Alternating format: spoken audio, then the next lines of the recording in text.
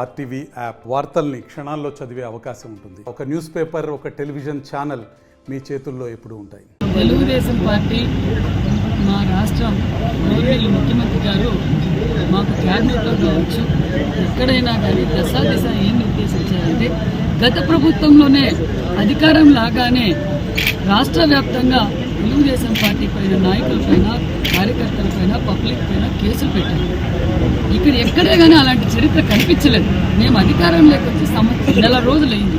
నెల రోజులుగా ఎక్కడే కానీ మేము కక్ష సాధింపు చర్యలు కానీ రాష్ట్ర వ్యాప్తంగా మేము ఎక్కడ నిర్వహించలేదు.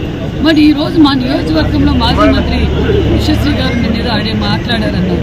పార్టీ ఉందా లేదా అనేది జనాలకు తీర్పిచ్చారు. బతికిందా లేదని అది వాళ్ళ సొంత పార్టీ విషయం, నాకు సంబంధం లేదు.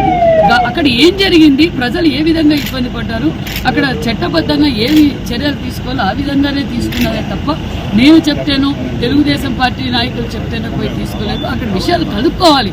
తన ఉనికిని చాటుకునే కోసం నేను ఇక్కడ ఉన్నాను, మా పార్టీ ఉంది అని ఉనికి చాటుకునే దానికోసం ఇలాంటి చీప్ ట్రిక్స్ చేయటం అనవసరం. కళ్యాణ్ దుర్గంలో తెలుగుదేశం కార్యకర్తలపైన తెలుగు ప్రజలపైన ఏ విధంగా అయితే మంత్రి అవుతానే ఎమ్మెల్యే అవుతానే ఏ విధంగా వాళ్ళ కార్యకర్తలకు న్యాయం చేసిందో ఫస్ట్ దానికి సమాధానం చెప్పానండి. దీనికి నేను సమాధానం చెప్పాల్సిన పని లేదు. చట్టం తన పని చేసుకుంటూ